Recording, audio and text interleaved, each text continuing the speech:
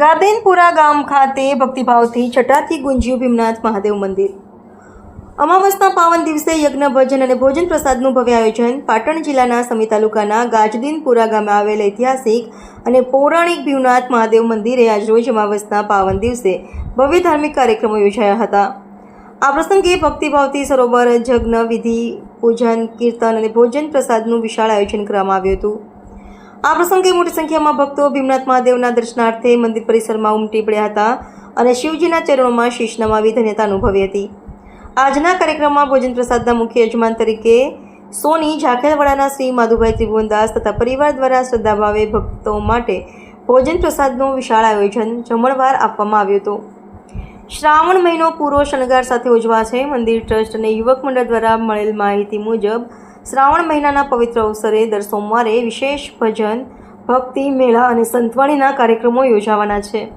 તેમજ ભક્તો માટે ચા પાણી અને નાસ્તાની વ્યવસ્થા પણ યુવાન સેવાભાવીઓ દ્વારા કરવામાં આવી રહી છે।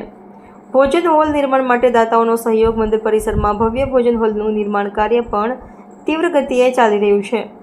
આ કાર્યમાં ઘણા દાતાઓએ યથાશક્તિ સહયોગ આપ્યો છે અને ભવિષ્યમાં અન્ય દાતાઓને પણ આ પુણ્ય કાર્યમાં જોડાવા અપીલ કરવામાં આવી છે। યુવક મંડળનું સેવાકીય આયોજન પ્રશંસનીય। આ સમગ્ર કાર્યક્રમને સફળ બનાવવા માટે ભીમનાથ યુવક મંડળ દ્વારા વિસ્તૃત આયોજન કરવામાં આવ્યું હતું। ભક્તોની સુવિધા માટે સ્વચ્છતા પીરિંગ વ્યવસ્થા પાણીની સુવિધા સહિત તમામ વ્યવસ્થાઓનું શ્રેષ્ઠ સંચાલન કર્યું હતું। આવતીકાલે અને શ્રાવણના તમામ દિવસોમાં ભીમનાથ મહાદેવ મંદિરે વધુ ભાવિક ભક્તો ઉમટી પડવાની સંભાવના વ્યક્ત કરવામાં આવી રહી છે। મંદિર ટ્રસ્ટ અને યુવક મંડળના સ્વયંસેવકોના સહયોગથી ભક્તોની આસ્થા અને સેવા વચ્ચે પવિત્ર વાતાવરણ ઊભું થયું છે। ઝાખીલના નિવાસી સોની માધુભાઈ ત્રિભુવનભાઈ તરફથી સંપૂર્ણ જમણવાર આપવામાં આવે છે। દાદા દરેકને મનોકામના પૂર્ણ કરે એવી દાદા પાસે હું પ્રાર્થના કરું છું।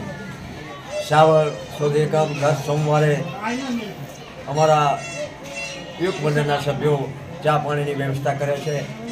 અમાવાસના દિવસે શ્રાવણ અમાવાસાના દિવસે લગભગ 10 થી 12 હજાર માણસ આ પવિત્ર જગ્યાની અંદર દર્શનાર્થીઓ ઉમટે છે। એમનો જમણવાર પણ અમે આપીએ છીએ અને લોક ડાયરો પણ થાય છે અને રાસ ગરબાનો પણ અમે પ્રોગ્રામ રાખીએ છીએ। દરેક બહેનો ખૂબ ભાવથી ખૂબ હેતથી રાસ ગરબા રમે છે અને ડાયરાની તો મજા તો જેને જોવે હોય એને જ ખબર પડે એવું સરસ ડાયરો થાય છે।